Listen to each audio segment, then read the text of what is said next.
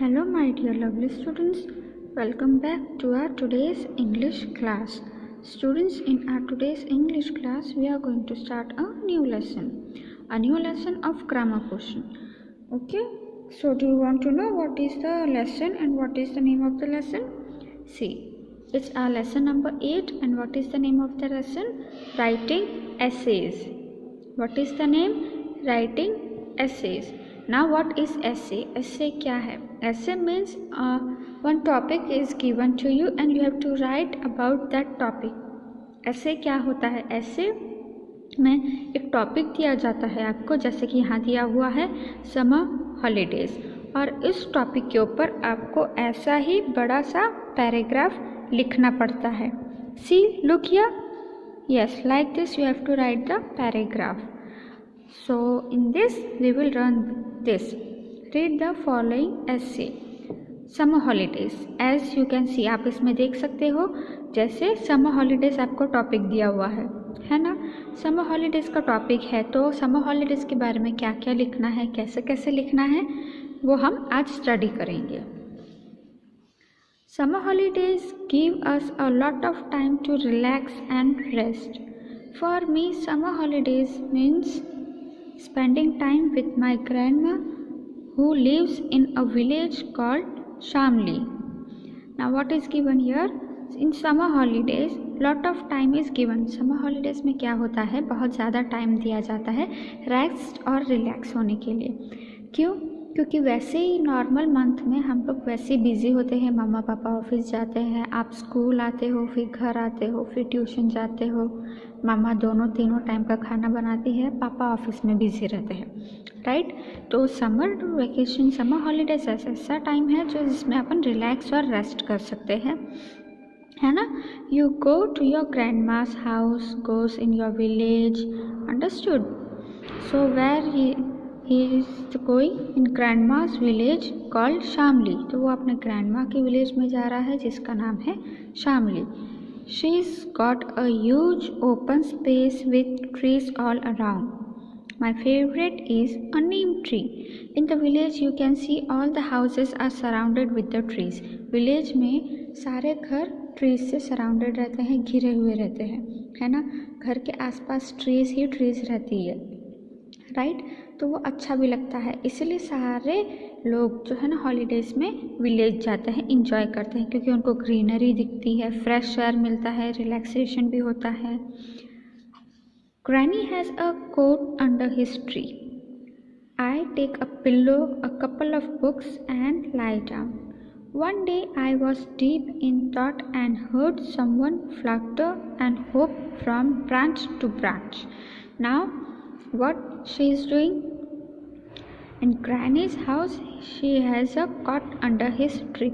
Cot means, cot मतलब गांव में रहती है ना चारपाई जिसको बोलते हैं उसको. हाँ, तो झाड़ के नीचे चारपाई थी. Under tree there was cot. So I take a pillow. ऐसा विलेज में होता है ना, पिलो लेके कॉट के ऊपर लेट जाते हैं, रिलैक्स करते हैं, बुक्स रीडिंग करते हैं. Okay, so like this. I was deep in thought and heard someone flutter and hop from branch to branch. Now, when he was in thought. Thought means जब हम लेटते हुए, बैठे हुए कुछ सोचते हैं तो उसको बोलते हैं thought. So he heard someone flutter and hop from branch to branch.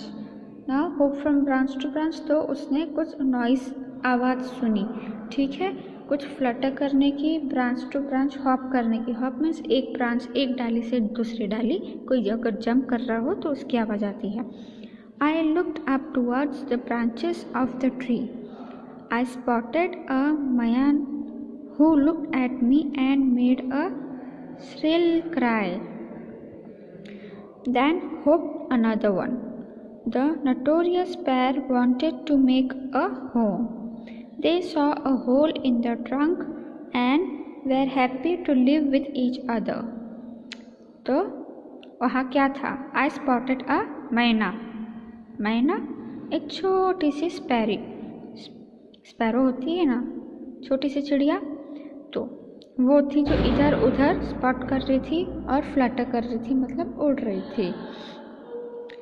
So she looked at me and made a shrill cry. उसने मेरे पास देखी और एक श्रिल क्राई जैसा फेस बनाया. Then hopped another one. मतलब वो तो वहाँ थी उधर से और कूद के दूसरी वाली भी उसके पास आ गई. कौन? Sparrow. The notorious pair wanted to make a home. मतलब ये जो दोनों चिड़िया थी ये नटखट थी और उन दोनों को क्या बनाना था? होम बनाना था, मतलब घर बनाना था ट्री पे. The notorious pair wanted to make a home. They saw a hole in the trunk and were happy to live with each other. Now they saw a whole.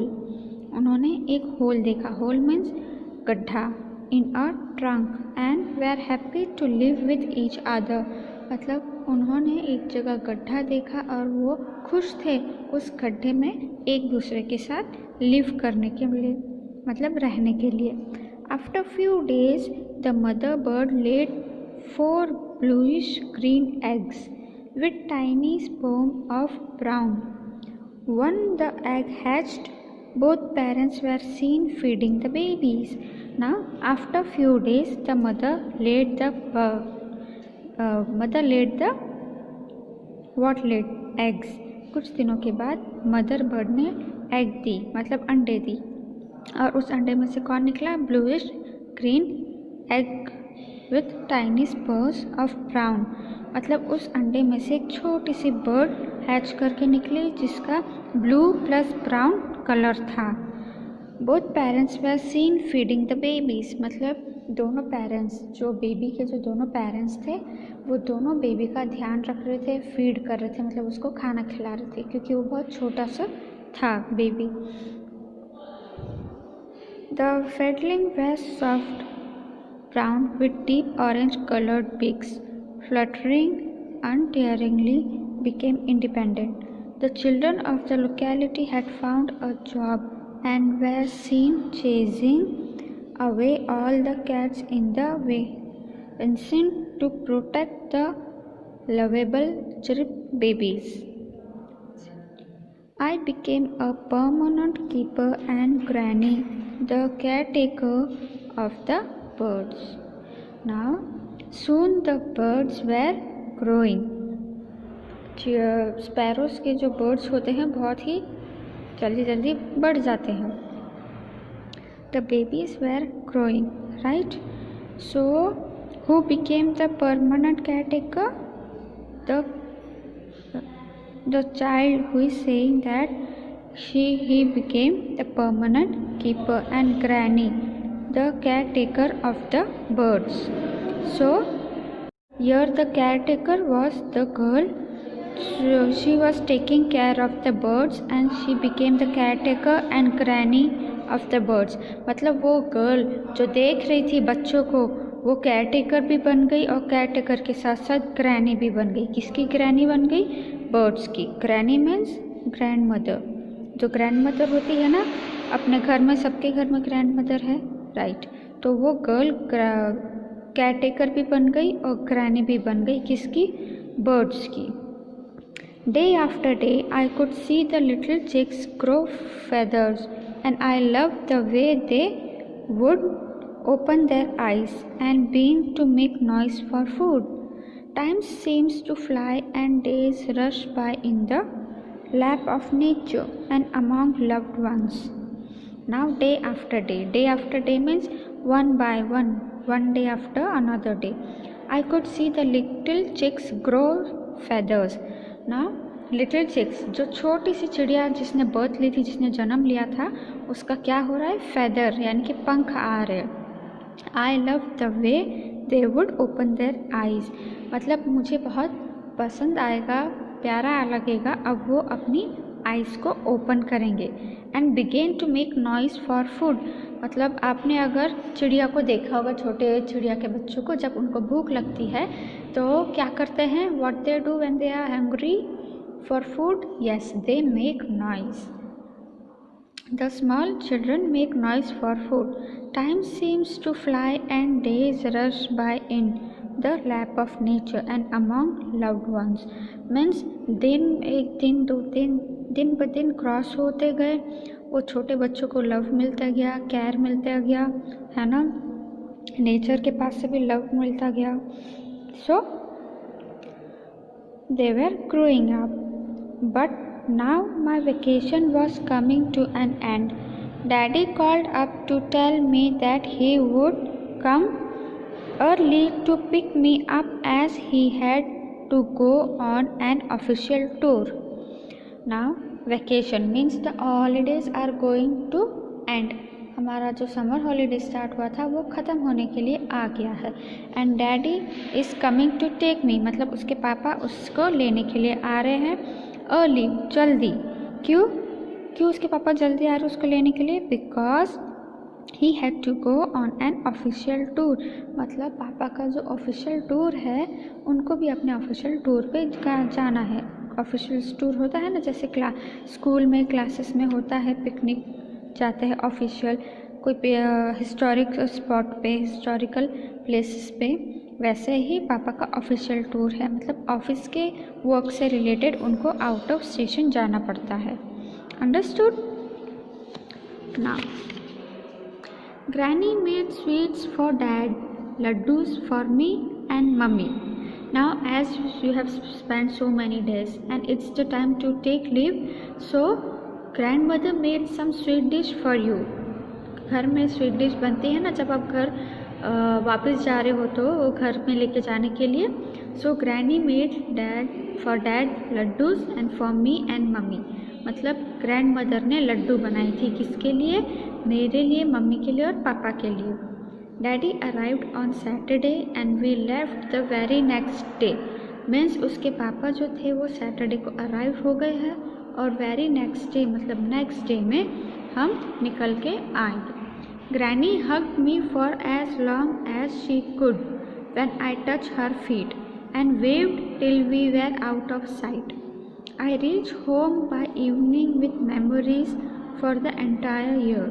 I felt so fresh after my vacation with Granny and the bird family. Now you can see after the vacation, छुट्टियाँ के बाद आपको fresh feel होता होगा क्योंकि छुट्टियों में बहुत ज़्यादा टाइम मिलता है फैमिली के साथ स्पेंड करने के लिए, फ्रेश रहने के लिए, रिलैक्स करने के लिए. अब रिलैक्सेशन के बाद अपने वर्क पे वापस आना तो पड़ता है. सो वापस आने के लिए अब बड़ों का आशीर्वाद लेते हैं जैसे इसने किया. When I touched her feet means when she touched the feet of grandmother, she hugged her very tight. मतलब ग्रैंडमदर दादी माँ के जब पैर छुए तो दादी माँ ने उसको बहुत ज़ोर से गले लगाया. ठीक है. So they went out and reached the home in the evening. मतलब वो दादी माँ के घर से निकले और शाम तक, इवनिंग तक अपने घर वापस आ गए. So like this you can write the essay. An essay is divided into introduction, body and conclusion. Now introduction we have seen here, as introduction is given here. Summer holidays give a lot of time means it's a introduction part. ये आपका introduction part होता है. ध्यान रखना बच्चों, जब भी आप essay लिखोगे तो उसको 3 पार्ट में डिवाइड करना पड़ता है. Introduction, main body and conclusion. In 3 parts you have to divide your essay. In introduction you have to write small para, in main body you have to write big para, and in conclusion again you have to write small para. So keep this in mind, how much you have to write para for which section, introduction, body and conclusion. Students, these 3 parts are very important in essay writing. बच्चों ये जो 3 part होता है, introduction, body और conclusion, ये बहुत important होता है essay में, right? These parts are decided in a rough outline of the essay. The students need to know and practice to think and write with a feel.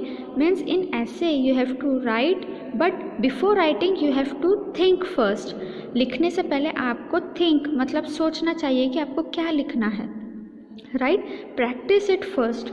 Before writing you must practice what you have to write in the essay with the feel. Means in the essay you can give your emotions also, your emotions, feelings, etc. A discussion comes in a handy. Then the outline is developed further and we have paragraphs that take us from point to point. The paragraph should not be too long but short, quick and linked. Means paragraph should not be too much long and too much short. Paragraph जो आप ऐसे लिख रहे हो वो ज़्यादा बड़ा भी नहीं होना चाहिए और ज़्यादा छोटा भी नहीं होना चाहिए. It should be short, quick and linked. Conclusion. Now conclusion should be sudden but gradual. जो कंक्लूजन हम लिखते हैं वो एकदम ग्रेजुअल होना चाहिए कि ग्रेजुअली उसमें फीलिंग्स हो that you have enjoyed your vacation, now you are returning back to the work, to back to your home. Slowly but surely we should end our composition. Slowly the words should be, as you have seen in this, the words should be slow, but it should see that we are ending our composition. Understood? So I hope you all have understood the lesson essay. It's the time to take leave. I'll see you in the next video. Till that time, stay safe, stay home, stay healthy, be happy. See you soon. Bye bye.